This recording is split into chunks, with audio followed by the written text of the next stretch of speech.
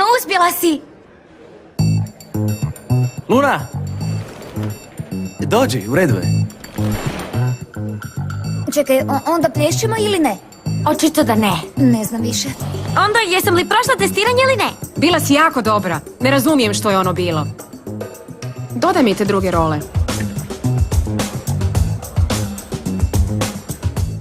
Kotač je zaglavljen. Jako je opasno rolati s rolama u neispravnom stanju.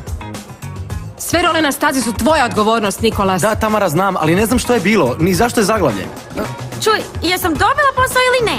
Hrabra si jer si pala, ali si htjela ponovno pokušati. Svatko drugi bi slomio nogu na toj roli. Dobro, onda? Primljena si. Hvala, Tamara! Ozbiljno, hvala ti, hvala ti! Za danas je dosta. Sutra te svakako želimo ovdje da dogovorimo tvoje zadaće. Može. Može? A ti? Sredi se, jer si zamalo ostao bez posla.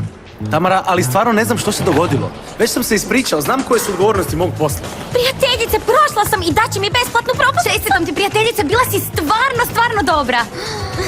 Čestite, Lunica. Ambar! Već je kasno, idem.